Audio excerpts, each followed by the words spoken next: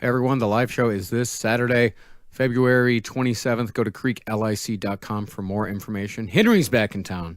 Our first one in a couple months coming out. We'll see you there. There's no place to escape to. This is the last podcast. On the left. That's when the cannibalism started. What was that?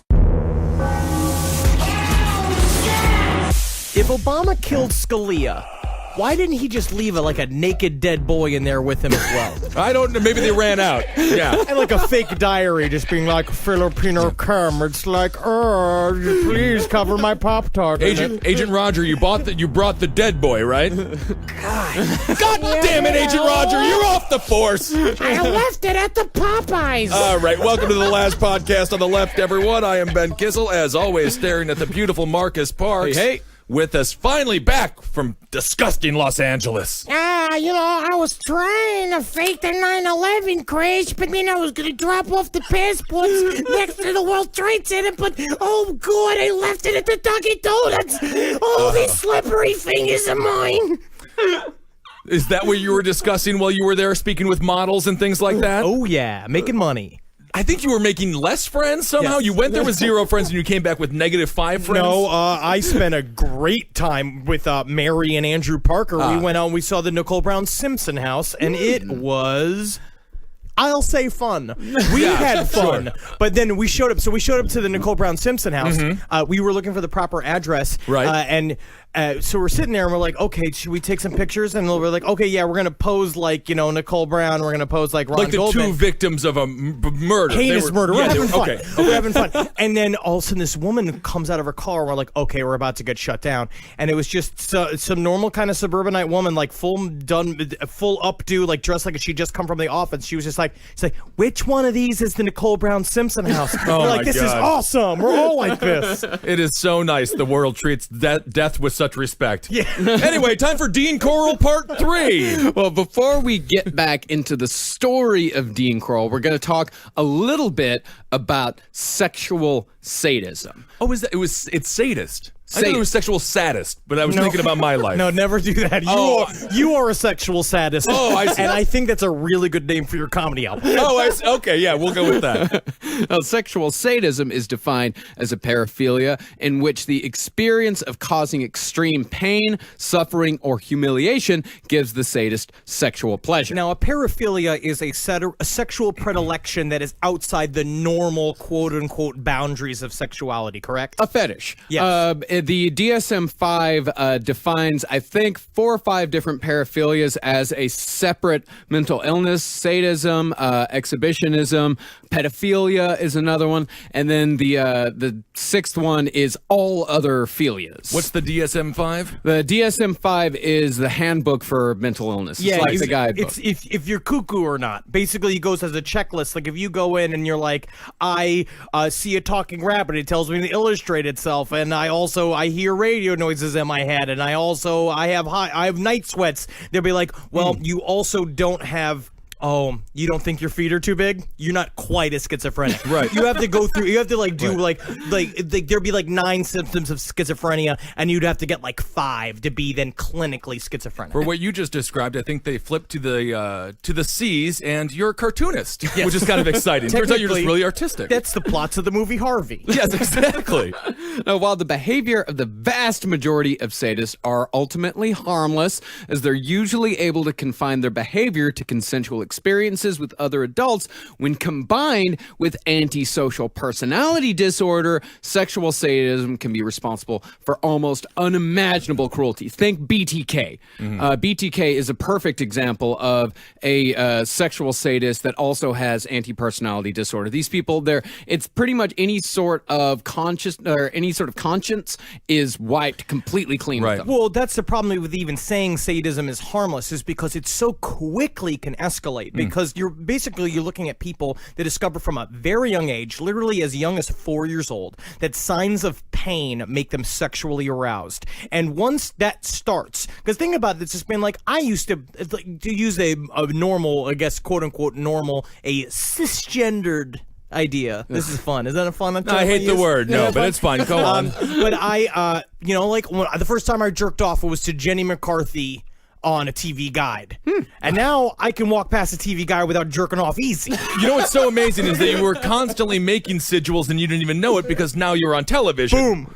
Boom. So you jerk off on a TV guide at a young age. 15, 20 years later, you get to have a professional some shows. television television comedian. That's correct. But the idea is that, like, so any normal human being, your fantasies escalate. So now it's just like, I like physical sex with a human being because that is what my like. But this is also, to your point about escalation, this is why people in the BDSM community have such strict rules. Yeah. For people that participate that don't know, you think it's all free, willy-nilly, and good times. It's actually very strict. And someone that has an antisocial personality mixed with sadistic tendencies, like the biggest problem is there's a documentary watch, I believe it's called Interview with a Sexual Sadist. Is that what it's called? Actually, it's called Truth, Lies, and Sex Offenders and Sadistic versus Non-Sadistic Sex Offenders, created by Anna Salter. And if you watch this, I mean, first of all, good luck trying to have sex afterwards. Yeah, or during. I mean, good Lord. Yeah. It's pretty intense, and we're going to show some clips from that. But these people literally have no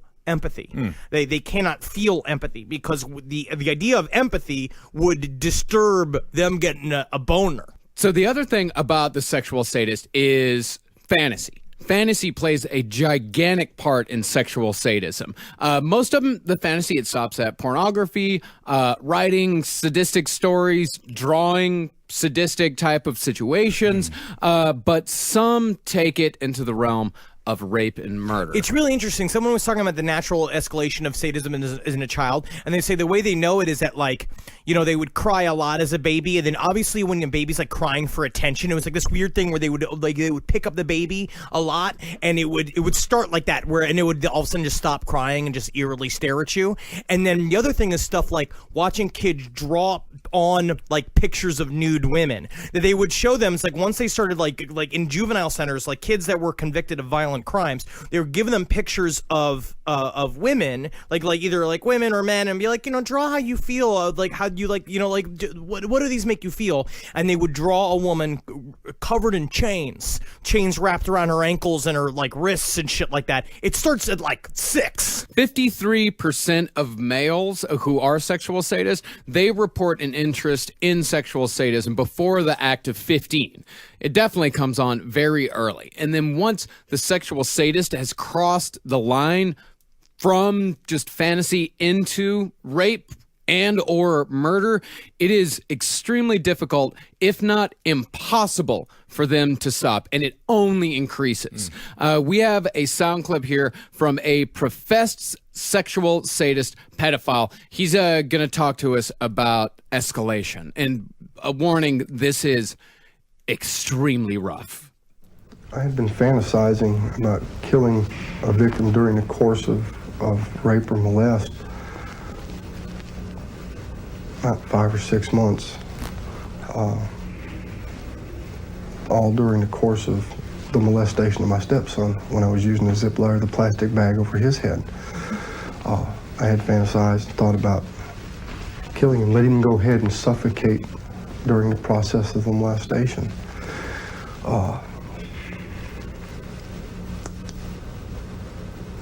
I believe it would have been maybe as short as another month or two, and I would have actually killed him if I was not arrested. And I was just sad that my dad didn't come to my baseball game. Right.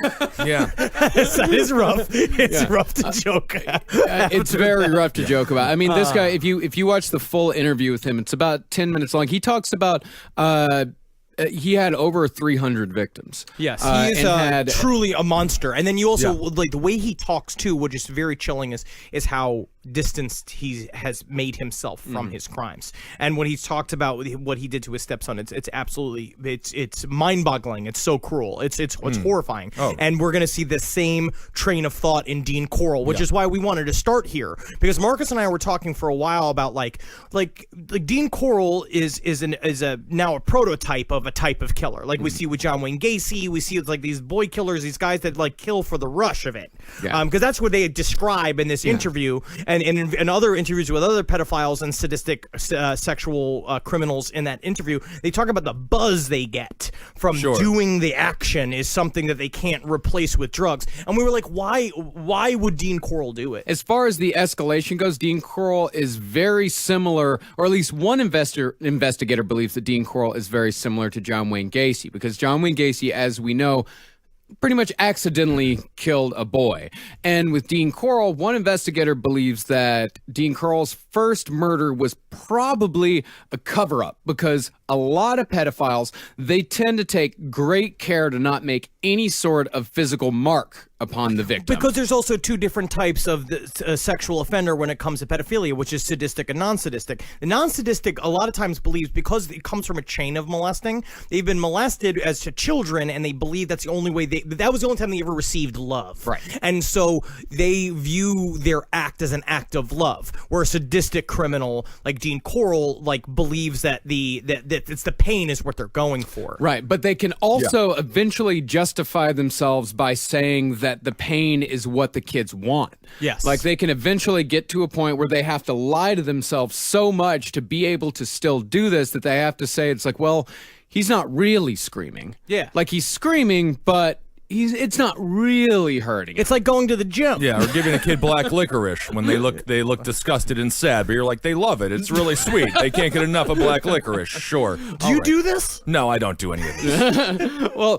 what they think is that possibly Dean, every time he was molesting boys, and we know that he was molesting boys all throughout, and each time these sadistic urges were getting bigger and stronger every single time he was doing it. And one time he possibly went too far, left a noticeable mark, killed the boy to hide the crime, and found out that not only did he very much like it, but he got away with it. Yes, exactly. And then what we always talk about with every serial killer is that now all of the permissions that he had built into his life to then just force himself into being a serial killer allowed him to do it. And then he finally was just like, okay, now I can finally be me. Yeah. Now that I've honed my voice. Right. He can go direct the next X-Men movie. Yes. Hollywood will love him. That's where Dean Corll should have gone.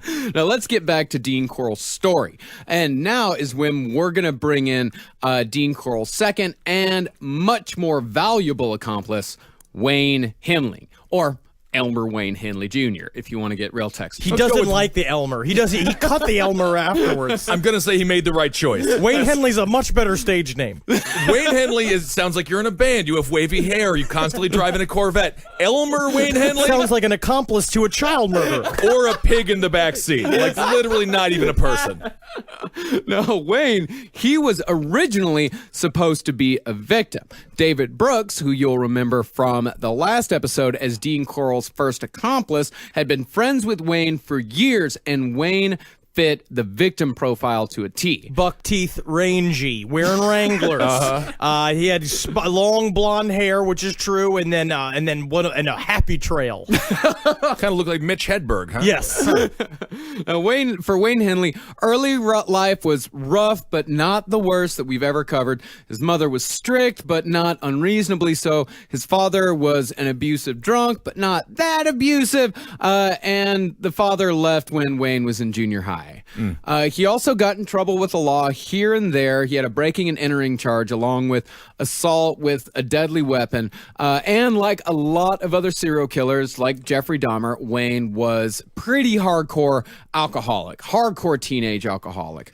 But unlike most of them, Wayne was extremely popular, which made him just the absolute perfect accomplice for Dean. Because you remember how we described Houston last time as just being like there was roving gangs of kids everywhere, just kind of hanging out. And Wayne was the kind of guy that could travel between a bunch of different packs of kids. And he knew everybody. And being a raging alcoholic in Texas as a youth, you're just a Texas youth, right? I mean, he didn't stand out as he wasn't the most drunk one at the party. Well, that's what the Hilligeist family said that's how they noticed Wayne Henley walking around. It said he was always drunkenly kind of wandering back and forth between houses, going like, "Hi, Mrs. Hilligeist, I hope you're having a good day." And it's just like but that was his hobby. was drunkenly swaying Well, and that's down why the street. that's why what Dean Corll did is actually quite remarkable, because it's extremely difficult to kill and shoot people in Texas because they're always zigzagging. Yes. So it's tough. It's tough to hit them. Now, even though David was bringing in victims here and there for Dean Corll, the problem with David is that most people didn't really like him. Like, this is what one fellow teenager said about David Brooks. He wasn't somebody we hung around with or wanted to hang around with. He wasn't all that nice. He didn't talk that much. You just see him driving around the neighborhood in his vet. He never had huffing gas. Oh man, what a loser! And a huff of gas is easy to get. You can get it anywhere. I can stick my head underneath the muffler of a car as it's just idling, and I got high as a biscuit. And biscuits get pretty high in Texas. If it's in a crow's mouth, anyways, I better get back to huffing this gas. If it's in a crow's mouth, that's just what they say. Well, Stop masturbating, please. Well, not only was Brooks pretty unpopular, he was also kind of an outsider in the Heights, especially compared to Wayne Henley, who had lived in the Heights his entire life. Wayne Henley was trusted. He was a known quantity. He was the type of guy who hung out in the parking lot of Long John Silver's a lot. and this is when Long John Silver's was like a real restaurant, like Wendy's used to be back in the day. Oh, Wendy's still is, my friend. And we will. That's the most controversial thing that's ever been said on this show. I will defend Wendy's until the day I'm 6 feet under. And Wayne, he also wasn't the typical, like, he was a nice guy but quiet type like Dean was. He was gregarious, he was popular, he was friends with absolutely everybody, and most importantly, he liked to party. He was the guy who did a lot of like, woo, yeah, woo, woo. And they're like, that Wayne's a good guy. Nice, fun guy. Now, it may not come as a surprise that the kids in the Heights in the early 70s liked to get a little high, and if they had their druthers, they'd go for weed, beer, and lewds. But Police Chief Herman Short was, of course, having none of that, because instead of investing any resources whatsoever into searching for the missing children, which by this point had gotten to be, I'd say, a baker's dozen, or spending any actual time investigating the hundreds of murders that they knew for a fact were happening in the city, Herman Short decided that drug offenses needed to be Houston's top priority. And you want to know, to be honest, when I look at it, it's just because it is the easiest way to bust black people and hippies. Absolutely. It's like, Yeah. and that's what they wanted to do all And the time. a lot of these municipalities, we've talked about it in previous episodes, the cops are an extension of the tax man. Yeah. So if you want to make some money for your local precincts and your local community, you just small drug offenses are the way to do it. And it's also getting votes as well, because you can actually, because busting people for weed and pills is extremely easy, Right. but solving a murder is pretty fucking hard. If you pat down 1 out of every 3 people, you're going to find something illegal on them. Yes. Yeah. For sure, especially in the Heights in Texas. Yeah, absolutely. And this is what one teenager said about the mood at the time with the cops. Jeez Christ, you could rob a bank or beat up an old lady, but if you looked like you were holding dope, it was your ass. Yeah, and I know exactly what that's like. Yeah. Beating up an old lady or robbing banks? Which one? Well, no, just being able to fuck up and do anything that you really want, but for some reason, holding the fucking dime bag was the worst possible thing you could do. Oh, yeah, absolutely. I was in Florida when I would drive back and forth. I had a girlfriend in Atlanta, and I would drive from Tallahassee to and I had long hair and a beard like down to my chest. Like, it was fucking, it was awesome. I was awesome. You were morbidly obese. Yes. I think you're trying to paint a different picture. Yeah, I having a think good so. time. Actually, when you I were was wearing a dashiki cap. Yeah, and when you were doing the hand motions to say how big your beard was, I thought you were going to say I had these Big old huge tits. I did have huge old Big old tits. fucking Pamelas down there, and I was driving. But the cops would pull me over and like, this is Georgia. You get to a point being like, it's just like as soon as they see that you have long hair, they would go through the whole car for weed. Yeah. I would like sit there and wait as they check for weed because that's all they wanted to get. Yeah. It also sounds like a Twilight Zone episode where you get pulled over. You're like, thank God I'm white. You look in your rearview mirror. You're black. What? Oh, my God. So these kids, instead of just smoking weed and getting groovy, they turn to the last refuge of teenagers in towns with strict drug enforcement, and I will attest to this, huffing paint. when kids can't get fucked up, when they can't Right. get to weed or beer, at least way back in the day, I don't think paint huffing is that big of a. No, it does not go away. Huffing does not go away. Everybody huffs. I am fairly certain huffing is the only reason that Cops is still on the air. If you ever see an episode where officers arrest somebody who's been huffing paint, it's one of the most phenomenal things you'll ever see. The tube top is still worn. And I feel huffing paint has a lot to do with that. And I did whippets like a year ago. Oh, yeah. No, we bought so many crackers and things like that to make whippets. Well, I think they were in the 70s a little, but like the social stigma of huffing paint wasn't quite there just Yes, yet. now it's for the true fucking Now- bottomed out loser. Yeah, Is that what you're saying? Verboten, Yeah. you might say. Yes. Yeah. But this is what one kid said about paint huffing. You spray the can in the paper bag and you stick your nose in and huff a few times and everything's different. You talk funny, you don't know where you're at. Sometimes you hear voices that ain't talking. And when you wake up, you huff again and you can keep all night. One of my friends huffed for a whole day and night and he wasn't hurt a bit. But a 12-year-old kid did some acrylics and ran around trying to play football, collapsed and he died. I guess you can get too much of anything. Even too much of huffing paint and playing football. Yeah, and I was like, I can't believe there's a ceiling to this because it just seems like the good times never end there, buddy. May I ask who won the game? What game? The football. Never mind. Now, Wayne Henley, he was supposed to be a victim, of Dean Corll. Right. But when Dean Corll met him, he immediately saw him. He immediately saw an opportunity here. He immediately saw him like, okay, now this David Brooks kid is okay, but this Wayne Henley, this is the perfect accomplice for me. Was it a lack of sexual attraction to the kid? No. He Absolutely wanted to nothing. fuck Wayne Henley, and He did. probably tried to. Okay. David Brooks had a more straight up sexual relationship with Dean Corll. David Brooks was with that. What Wayne had even said about David Brooks was that he was playing gay for pay for Dean Corll. Like Dean Corll was paying a little bit. They were kind of fooling around. Wayne Henley got brought in to be one of their sex partners. He said no to that. I just like to party. Eventually, but he kept showing up. So Dean Corll was like hanging out with David Brooks, and Wayne Henley would kind of hang around because they had weed and booze, and they had the pool table, and they had like the boys club hanging out, and he would be there a lot. Now what we're gonna see here is the classic sort of grooming phase. But what I'm gonna posit, and what we're gonna talk about next episode even more so, is how a pedophile murderer, someone like John Wayne Gacy, like how Dean Corll does it, grooms his accomplice as well. Basically, he looked through a sea of people and had learned how to look for the exact traits that he needed, which is somebody with literally nothing to lose, who was a complete and total burnout, that would go ahead and find him a boy for $200. Every time you said the word groom, I couldn't help but think of how cute a Pomeranian looks with a puppy cut. You'd be bad in the FBI. Yeah, very bad. Well, I've actually got a sound clip here from an interview with Wayne Henley talking about the exact nature of his relationship with Dean Corll. What did he want you to do? He wanted to pay me to find people and bring them to him. And help him do his thing. And kill him and help him bury him.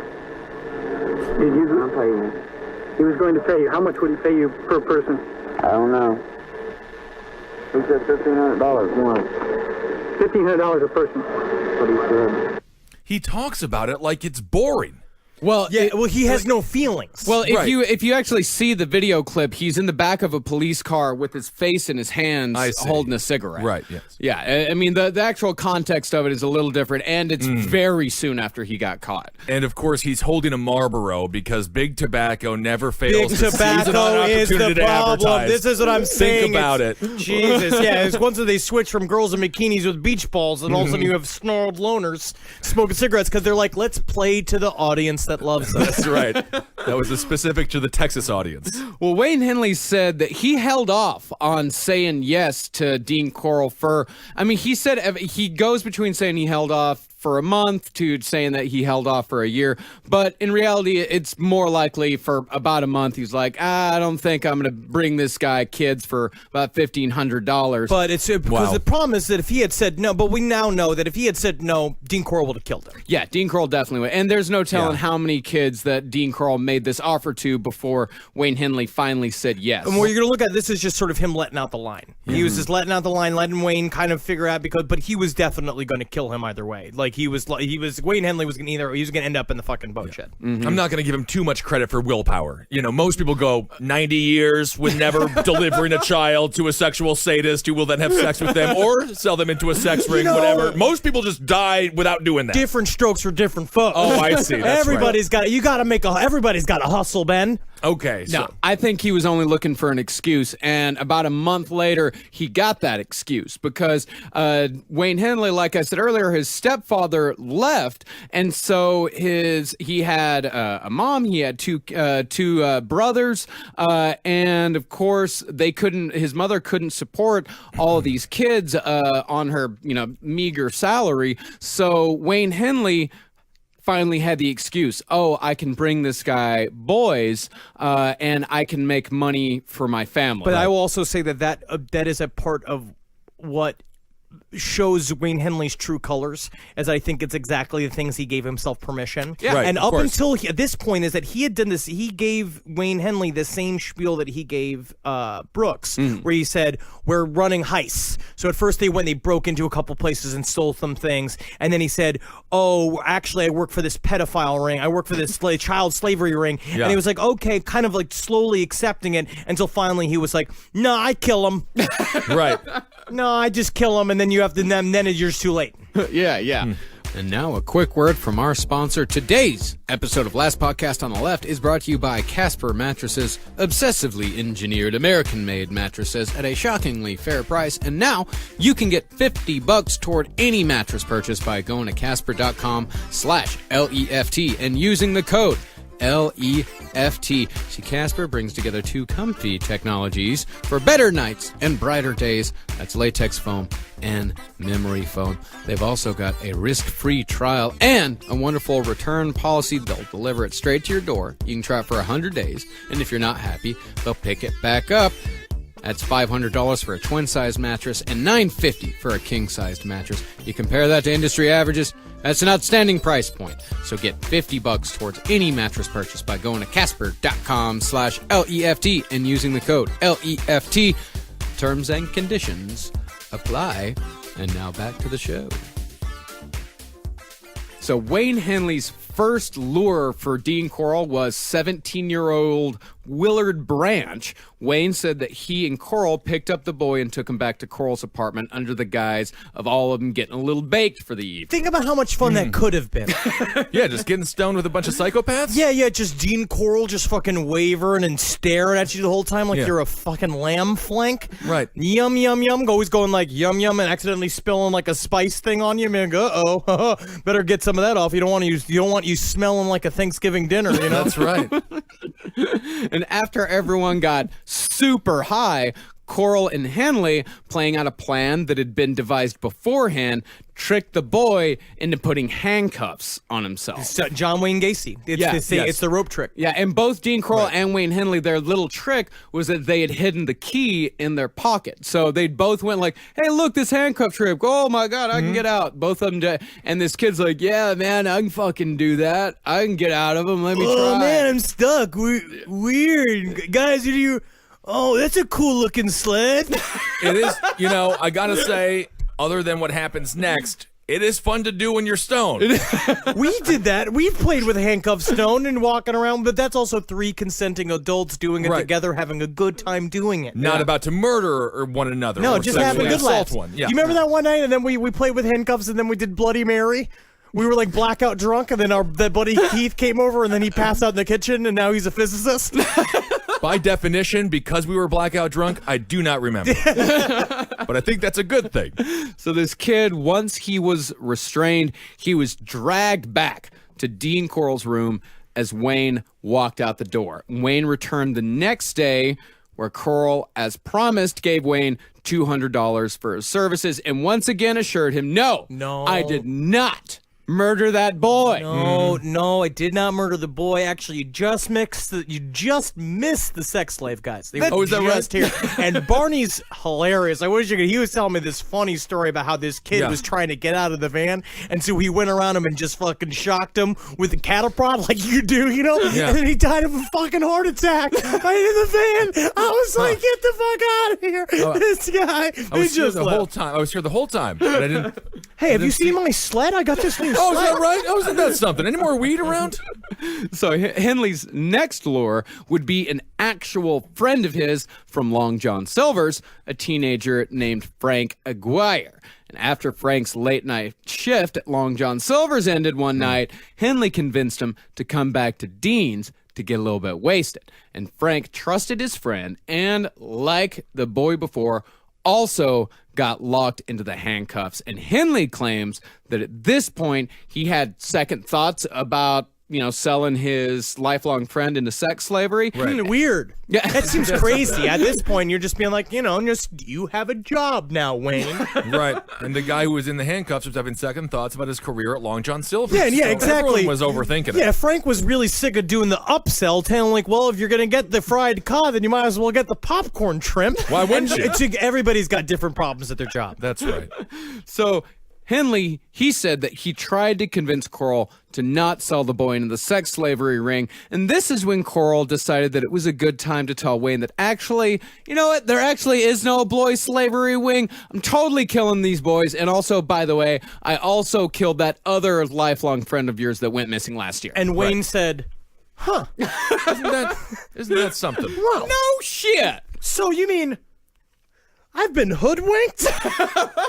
No way. Yeah. No, and it's true. But then Frank Aguirre, I keep calling it's Aguirre. Aguirre makes it sounds like that Werner Herzog movie, which is pretty fucking. Sounds sweet like a knife that they sell you on QVC that sharps that can cut through a got hammer and a really cold steak. It's got a titanium blade for maximum stopping power. Wow.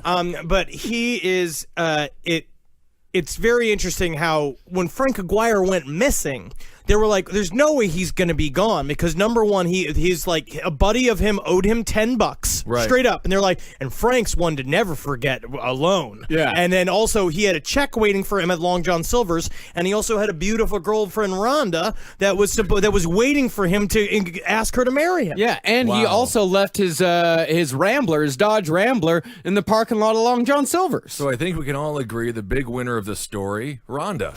Holy hell, what kind of life would that have been? But we're going to find out that Rhonda didn't exactly win in this scenario because sometimes a good way to get a girlfriend is to kill the boyfriend of the girl that you want to date. I've seen that. I've heard of that before. It was in the Pickup Artist, Absolutely. Yeah. This is also, but actually at this time, for some reason, it was revealed like not only did he kill Frank Aguirre, not only did I kill that boy before, I also killed David Hillegeist as well. Wayne didn't go to the police at all. He didn't tell anybody about this. According to Wayne, he quote unquote really hit it off with Dean because he said that Dean was clean cut, he was smart, he was nicely dressed. He said that Dean listened to him, explained things to him, and he would stay completely loyal for another year until Dean's death. Now, this is the other thing, too, is that on last podcast on the left, I think we always talk about this. None of us believe in Svengalis. No. I don't believe that somebody can have such a mystical power over somebody that they would never betray them.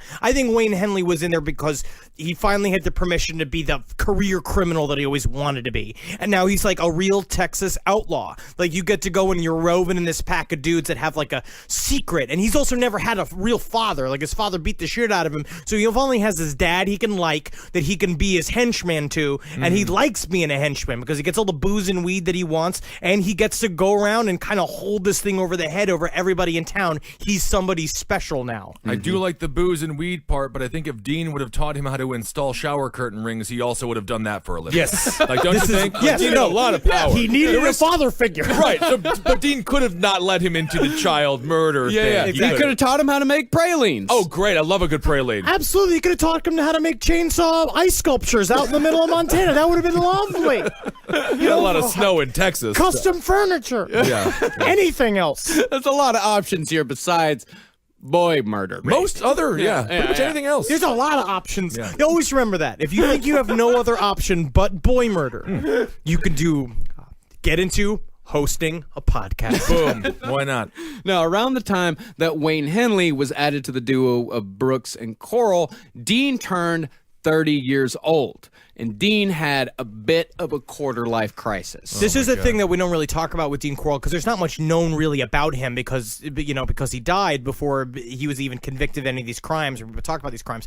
But that was a thing that was very interesting. He was very concerned with his age. Yeah. And how he looked and how he dressed. And he was always talking with Wayne and Brooks about, like, do I look old? Like, how do I look? He was, like, obsessed with being a child. That's a part of the pedophile mentality, is that you also view yourself because your sexuality stopped when, like, Michael Jackson, we're not gonna do this again. No, Michael he is Jackson not a wasn't a pedophile. pedophile. He enjoyed kids a lot. Yeah, I mean, He wanted to show them the childhood he never had. Yeah, We're not doing it. Yeah, stuff toys, bro. I mean, You know what I mean? Yeah, It's I like- mean, he was like a close friend of him. He had a pet monkey that he put a diaper on and he hung out with all day long. Bubbles, the monkey? Yes. Bubbles was a friend. He went to the Grammys with Bubbles. He had a carousel with his face on all the horses. Oh, right. But Dean Coral views himself almost as a young kid. It's like a 15, 16-year-old kid. Right, exactly. And the hitting 30 was a big thing. It was a big thing for all of us. Yes, it was. And the only thing that you never mentioned when you were hanging out with Dean Coral, you never mentioned his age, and you never mentioned trombones. Ooh, I'm mad just thinking about trombones myself, and I never. Why?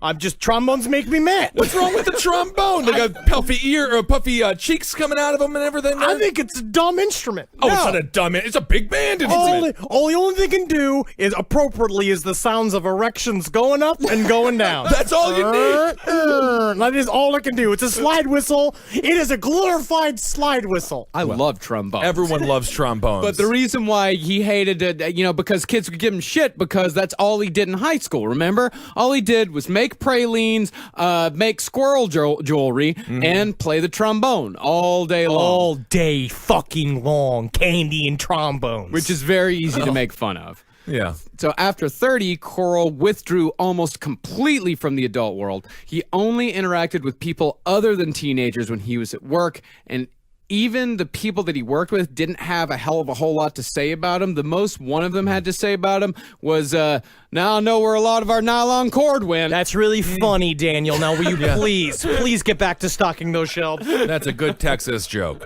And the only other thing that stuck out in their mind was a conversation that same employee had with Dean about the war. And when the conversation turned toward the act of killing an enemy, Dean said, Want to kill one, the rest come easy. Is that what Dean sounded like? I don't think that's what Dean Coral sounded like. I just imagine with like a curly Q like hairstyle in the front of him, like a weird curl did kinda plastered have to his that. forehead. Well, that was the thing. I think someone posted on the Facebook page being like, Dean Coral's kind of hot. It's like, no, he didn't. He had like a skeleton-like stare. Like he couldn't blink. No, he's not hot. There's nothing hot about Dean Coral. No, he was absolutely terrible. But yeah, he talked about killing all the time, but he served in Vietnam, and he didn't do a goddamn thing in Vietnam. Yeah, well, I mean, he was talking about killing boys, but Yes. the coworker assumed that he was talking about Vietnam. But outside of work, Dean's entire world revolved around Wayne and David. One boy said, Nobody ever knew him except David and Wayne. Nobody ever talked about him or asked about him. No one ever would ever say, oh, have you seen Dean lately? Because Dean didn't matter. And that's a really interesting thing when the man with the candy also said, with the three of them together, is that it was what's 3 multiplied by 0. Yeah. It was 3 zeros. It was 3 people that kind of flitted in and out of society. And it's also very interesting because Dean Coral's behavior sort of reminds me of from been to like a club.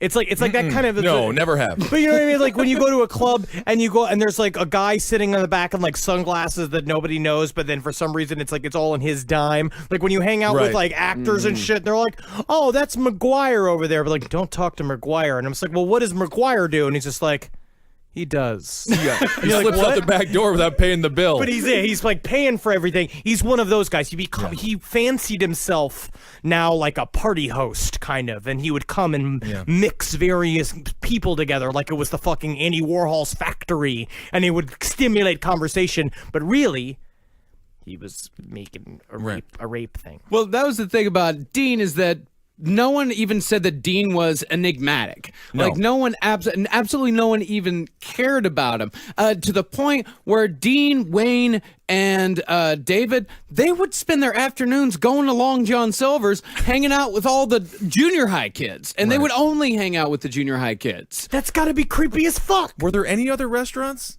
Yeah, there was a fried chicken place. Oh, okay. Long John Silver's is the nice one with the booths. Oh, I see. With the springs in the seats and things. And Jack Olson, again from The Man with the Candy, he put it absolutely perfectly. He said, to most people in the Heights, the odd trio was seen only as a hawk is sometimes seen in the woods, a quick silhouette or a subliminal shadow swiftly past. But it also illustrates something about young guys, right? They were just going to where the party was. They're going where the booze and weed was. They didn't care who was fucking throwing the party. They were showing up because they heard there was a guy that had a fucking pool table and probably as many pralines as you could stomach. So many pralines. And yeah. but weed and huff and paint and all this stuff that you like, he's got, and you just show up and use it. They were just using him, but they didn't know that it was a gigantic honey trap. And then there was a room that just was full of trombones, and if you paid $2, you got to go destroy all of them. It's kind of fun. I mean, the phrase that just kept coming up again and again when they asked these kids about Coral and Henley and Brooks, they kept saying,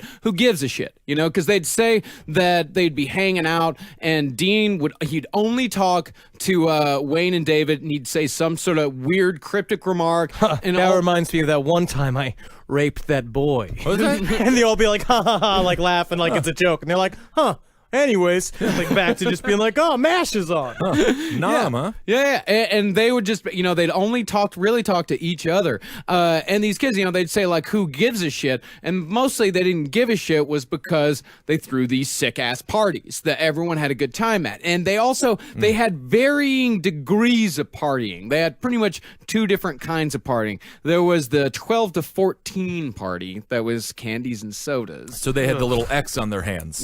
Yes. Yeah, the straight edge parties. Right. But once the kids hit 15, it was grass, pills, booze, glue, and paint. It was the absolute perfect trap. But not all the boys were invited. Close friends of Wayne, who'd known him for his entire life, were almost never invited. And in fact, the parties were mostly populated by boys that they hardly knew. But again, as the same kid said, who gives a shit? It's really true. Now, I remember this one quote for The Man with the Candy. It was like, it's like Wayne was always talking about these parties. You had all free booze and weed stuff. He's like, you never invited me, but I could throw the same kind of party in the back of my car. He literally was just like, just as content. And I almost envy that. Being like, you could go and have a great time just getting hammered in the back of a car back in the day. It's not that great a time. That was how my high school was. It wasn't that great of a time. You didn't enjoy yourself? No, you would party in the back, and then you would open up the back door, walk to the front, and be like, that was a hell of a party. Ooh, hell yeah, right. All right, let's go home. Thank God that one's over. Hey, let me take those keys from you. I don't think you're a little bit too drunk to drive. And it's just like, Donald, you don't have any shoes on, and your shirt's in tatters. So it's like, you know what? You better take the keys. I'm too drunk to drive. High school, huh? So more and more kids are disappearing, and some people are starting to notice. And I think what this is that I think, Wayne Henley was in these groups of kids, and they're like, hey, Frank, where the fuck did Frank go? Dave, where the fuck did Dave go? Right. And so what they got these kids to start doing, it was the same technique that Leonard Lake and Charles Ng used, where they got these kids to write letters to their parents. And I have an example of one of the letters that I will read. Mom, I'm sorry I left like I did, but I got a better job working on a truck loading and unloading from Houston to Washington.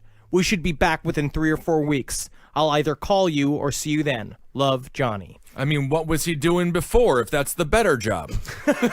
Long John Silver. Oh, I see. Oh, that is a better job. Never mind. But the shit, it's like it wouldn't work out because it would sound like out of character for the person writing the letter. Totally forced. The handwriting would a lot of times be really shaky and weird. That's what they say. They were like, it didn't look like my son's writing. And then also, and then one father's been like, No. They never hire somebody to unload and load a truck. It's like there are unloaders and there are loaders. And then there are drivers. You don't take your loader and unloader from, Washington D.C. back to Houston. Like that don't make truck sense. It doesn't. And I know truck logic. All right, you keep a hamburger in the glove compartment in case you need to distract a dog. You keep a gun in your shoe in case you're getting raped next to a highway, and you always keep a mannequin head in the passenger seat so you can quit when so you can kiss it when you miss your wife. That is kind of nice to do, isn't it? So what happened with this letter writing is that it really actually did work as far as, setting the law off of the trail of Dean Corll and Wayne Henley, because this one family, their son was gone for about a week. They called up the Houston PD and reported him missing. And when they got this letter in, they're like, this letter is, this is absolutely like, this doesn't sound like him at all. Let's take this to the police as evidence that something fishy's going on here. But the police, when the family talked to missing persons, they said, oh, you've heard from him? Mm-hmm. All right, well, we're going to take him off the missing persons list. So that didn't work at all. It had the opposite was the effect. absolute opposite effect.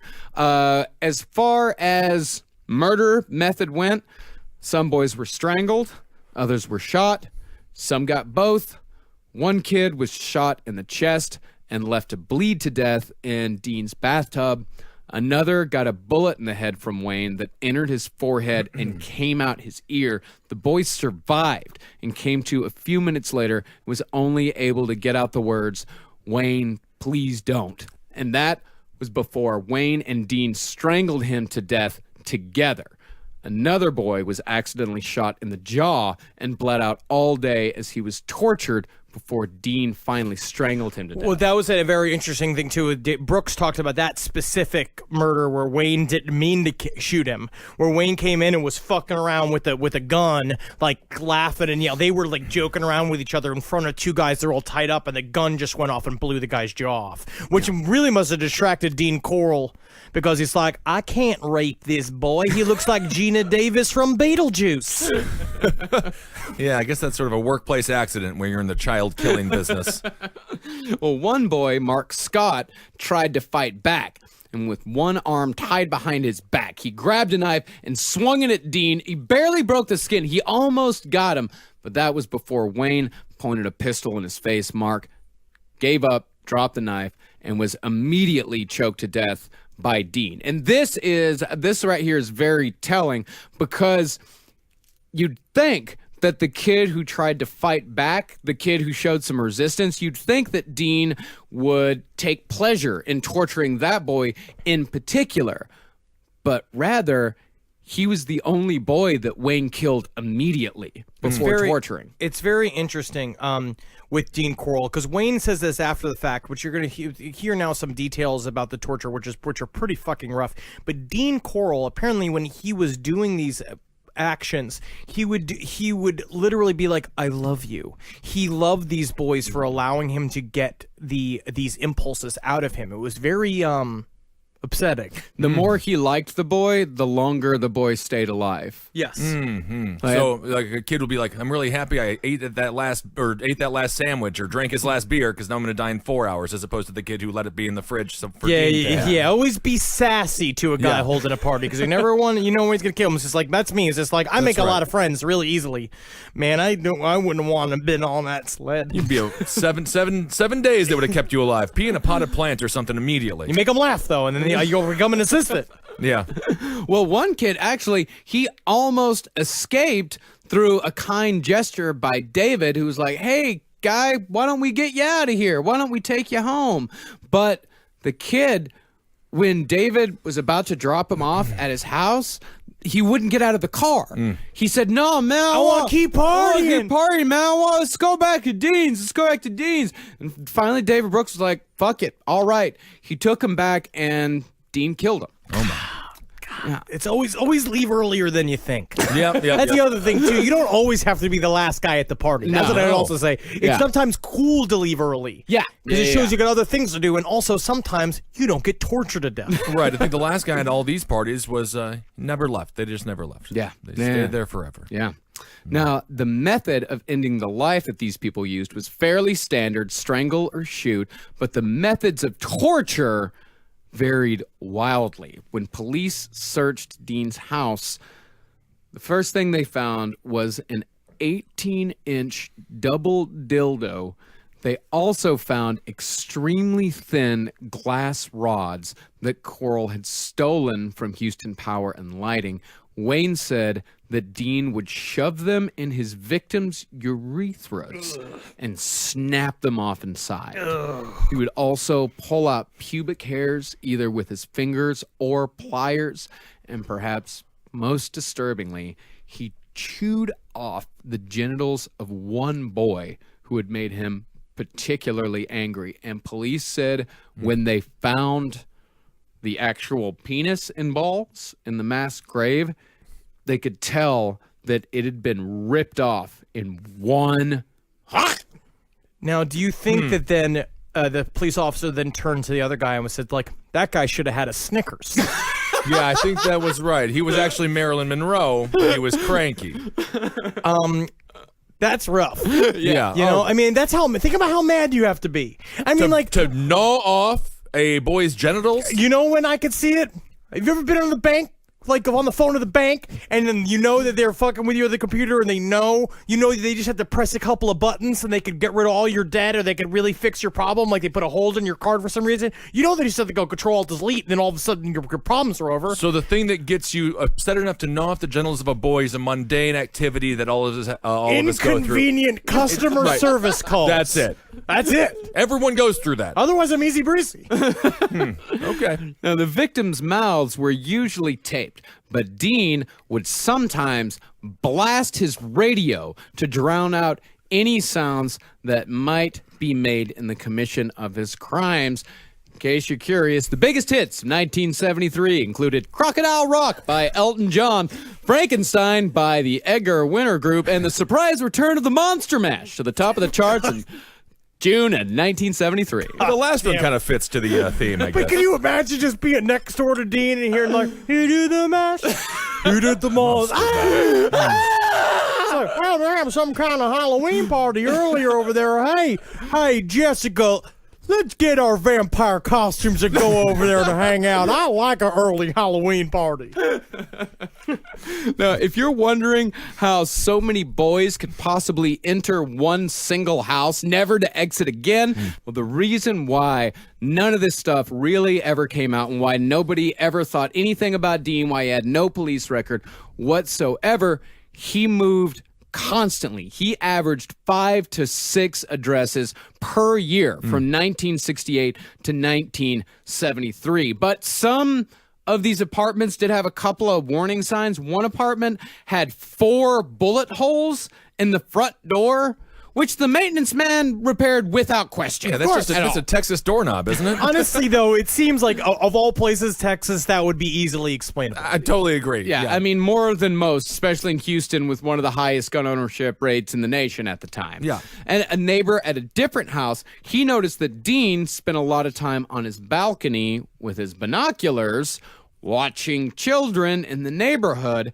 The same neighbor also once watched as Dean Coral, David Brooks, and Wayne Henley danced around in the parking lot with a boa constrictor, taking turns kissing it. That must have been fun. And but neighbors said that said that about they were watching them do this stuff, and they're like, I just kind of, they assumed that they all lived together. It's like, I just kind of assumed they all kind of were a bunch of boys, a bunch of roommates, like living together. And it's like, and I didn't really think anything was weird until they started kissing snakes. Yeah. And that was pretty damn queer. The boa constrictor, that's not the strangest thing they've done, not by far. No, they killed a bunch of boys. Right. Yeah, that's the part that really gets me going. Yeah, that's the weird stuff. If they stopped at the boa constrictor, I think they were a fairly fun-loving group of friends. Yeah, if they were a boa constrictor, then they're just a step away from the guy with the mesh shirt with the tarantula on it down on Coney Island. That's just walking exactly around for right. attention. Totally. The guy with a cat in his head. Why not? That man will charge you $5 to take his picture. Yeah, I know. Yeah. I got yelled at once. But the apartment where Dean would do most of his killing would be his very last 2020 Lamar Street in Pasadena, Texas, in his father's old house. We'll pick back up next time with the last days of Dean Coral and the discovery of the bodies of 29 boys, 18 of which were killed in 1 year. God. What a monster. He's a tyrant and a terrible person. I gotta say, I'm not gonna say anything too bad about the victims, but a lot of those boys were not gonna turn out to be anything great. Well, that's actually knows? that was Wayne Henley's exact justification. Right? Isn't for that it. fucked up? Yeah, that's what Wayne. That's exactly what Wayne Henley said during his confession. He said, "Oh, all them We're just boys, killing losers." He's like, well, they wasn't any good. And no one's really gonna miss them anyway. So yeah, we're just fuck it. Who cares? Well, that's not right. They had a bright future ahead of them. This is the greatest country on earth, and you can be poor, you can grow up poor, and then you can be president one day. I'm sorry, your monocle fell off. Oh, is that right? Yes. That's something. Well, I mean, for the most part, he was right. As far from what I can tell from my research, there were, out of the 29 boys that were missing, 5, maybe 6 families put any effort into looking for him. No, they just assumed they all ran off. Yeah. Everybody and a lot of them were happy. They're like, well, I don't got to deal with that little piece of shit no more. It is, it's a rough story. Yeah, it's a real rough story, and it's only going to get rougher next episode. All right, so that's part 3 of Dean Coral. How exciting. I want to give some thank yous real quick. Yeah. Thanks, first of all, to research assistant Sammy Coughlin for all of her hard work on this episode. She really bit the bullet on a couple of these sexual sadist stuff. She's the one that found that clip of the pedophile at the very beginning. We had watched a documentary back in the day, and I didn't remember it until I had rewatched it, because you said that clip in the outline, and then I rewatched the whole documentary, and I was on a plane. And that was fun. And I was literally on a plane watching this with it, and they were talking about all the sex, like literally a woman with a baby kept walking past me and like looking at me like I was a monster. Because you are a monster. I was researching. She was accurately looking at you. I would also like to say thank you to Jen Place and Aaron Thomas for the jars of Ted Kaczynski brand Revenge Pickles.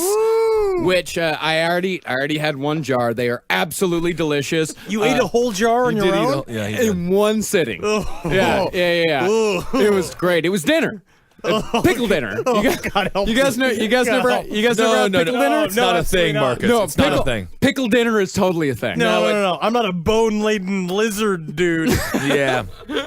Well, things are going a little different in life than they have been, so pickle dinner's the way we're living these days. Man, you're free. That's what you are, man. That means you're free. We record in a Mexican restaurant.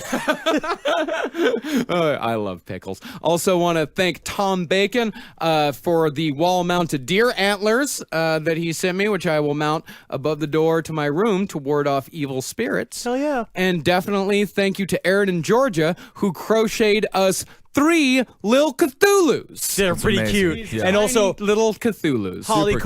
Holly Carden, we got the print of the H.H. Holmes house diagram that you sent, and it's fucking incredible. It is amazing. If you could get that, if you could buy that puzzle, if you're into it, buy the puzzle. The details on it are insane. Yeah. It's really fucking cool. Yeah, it's a beautiful piece of art. And yeah, anybody out there that's looking, just type in, I think probably H.H. Holmes Murder Castle print, and it'll come up. It'll be the first thing on Google. Fantastic. Definitely go pick one up if you can. Yeah, thank you so much. It's beautiful. It is. Now, make sure you follow us on Instagram at LP on the left. It's fun. That's right. You can also follow Henry Zabrowski on Twitter at Henry Loves You. Marcus Parks is at Marcus Parks, and I'm at Ben Kissel. Actually, go ahead and follow me on Instagram. I use Instagram more than anything else. Now these he's days. doing it, yeah. Yeah. And this is funny. I don't know the password. I lost my password, and I can't find it. Huh. So that's why I'm stuck to Twitter and Facebook. I'm at Marcus Parks on Instagram. Please go follow me. It's fun. It's fun. I'm at Ben Kissel 1. It's just bagels and dogs. You literally have like 7 pictures, and then like one is like of a tombstone, like an empty tombstone that you said insert quote here. Yeah. So that's kind of exciting. And go check out my new music show, The Lucky Bone Show. That's right. And check out all the shows that Marcus and I do. The Roundtable of Gentlemen with Holden and Eddie and Jackie and Kevin Barnett. You'll love that. Ablingen's Top Hat for politics. It's very fun. Continue on with the sociopathic themes that we touch on here on last podcast. And check out my character special on Netflix March 11th. Yeah. Yes. And we'll see everyone in Baltimore. We sold the fuck out. I can't believe it. Yeah, awesome. we sold out the show.